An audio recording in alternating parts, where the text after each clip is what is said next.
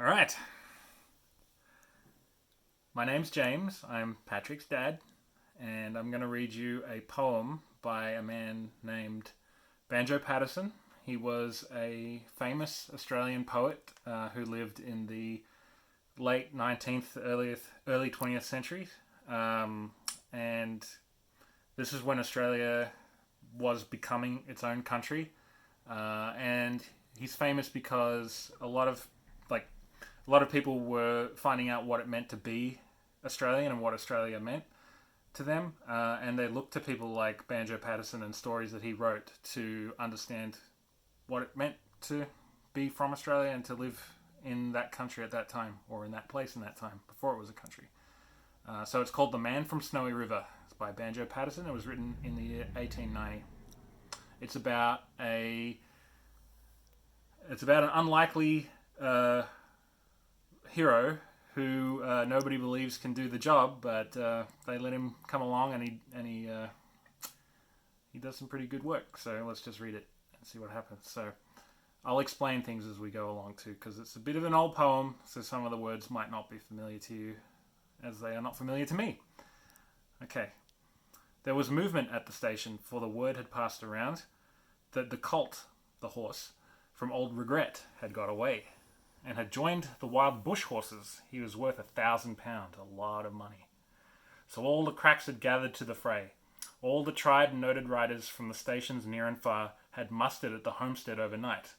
For the bushmen love hard riding where the wild bush horses are, and the stock horse snuffs the battle with delight. So everybody likes a challenge. I'm going to go find this horse. There was Harrison, who made his pile when Pardon won the cup. The old man with his hair as white as snow. But few could ride beside him when his blood was fairly up. He would go wherever horse and man could go. And Clancy of the Overflow came down to lend a hand. No better horseman ever held the reins. For never horse could throw him while the saddle girths would stand. He learnt to ride while droving on the plains. And one was there, a stripling on a small and weedy beast. He was something like a racehorse, undersized, with a touch of Timor pony, 3 parts thoroughbred at least, and as such as are by mountain horsemen prized. He was hard and tough and wiry, just the sort that wouldn't say die. There was courage in his quick, impatient tread, and he bore the badge of gameness in his bright and fiery eye, and the proud and lofty carriage of his head. But still so slight and weedy, one would never doubt his power to stay. And the old man said, "That horse will never do for a long and tiring gallop. Lad, you'd better stop away. Those hills are far too rough for such as you."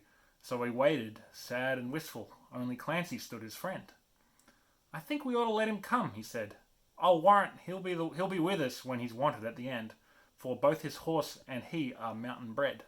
So they kind of doubt that he can do the job, but Clancy thinks he can, so maybe he can come. He hails from Snowy River, up by Kosciuszko's side, where the hills are twice as steep and twice as rough, where a horse's hooves strike firelight from the flint stones every stride. The man that holds his own is good enough. And the Snowy River riders on the mountains make their home, where the river runs those giant hills between. I have seen full many horsemen since I first commenced to roam, but nowhere yet such horsemen have I seen. So he went. They found the horses by the big mimosa clump. They raced away towards the mountain's brow, so the horses saw them coming and they ran. And the old man gave his orders. "Boys, go at them from the jump. No use to try for fancy riding now. And Clancy, you must wheel them. Try and wheel them to the right. Ride boldly, lad, and never fear the spills. For never yet was the rider that could keep the mob in sight, if once they gain the shelter of those hills." So, if they run out of sight, you'll never see those horses again, and that £1,000 will be gone. So Clancy rode to wheel them. He was racing on the wing, where the best and boldest riders take their place. And he raced his stock horse past them, and he made the rangers ring. When they halted for a moment... with the stock whip as he met them face to face. Then they halted for a moment, while he swung the dreaded lash. But they saw their well-loved mountain in full view, and they charged beneath the stock whip with a sharp and sudden dash, and off into the mountain scrub they flew. So Clancy got in front of them, but they wouldn't stop anyway. They ran straight past him. Then fast the horsemen followed, where the gorges deepened black, resounding to the thunder of their tread, and the stock whips woke the echoes, and they fiercely answered back.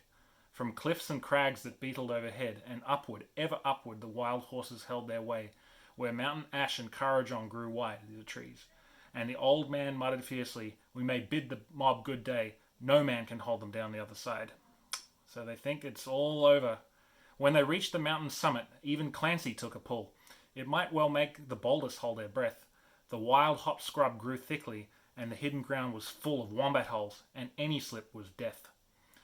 But the man from Snowy River let the pony have his head, and he swung his stock whip round and gave a cheer, and he raced him down the mountain like a torrent down its bed, while the others stood and watched in very fear. He sent the flint stones flying, but the pony kept his feet. He cleared the fallen timber in his stride, and the man from Snowy River never shifted in his seat. It was grand to see that mountain horseman ride, through the stringy barks and saplings on the rough and broken ground. Down the hillside at a racing pace he went, and he never drew that bridle till he landed safe and sound at the bottom of that terrible descent. And he was right among the horses as they climbed the further hill, and the watchers on the mountain, standing mute, saw him ply the stock whip fiercely. He was right among them still, and as he raced across the clearing in pursuit. Then they lost him for a moment where the two mountain gullies meet in the ranges, but a final glimpse reveals, on a dim and distant hillside, the wild horses racing yet, with the man from Snowy River at their heels. So he's still following them, and he ran them single-handed till their sides were white with foam.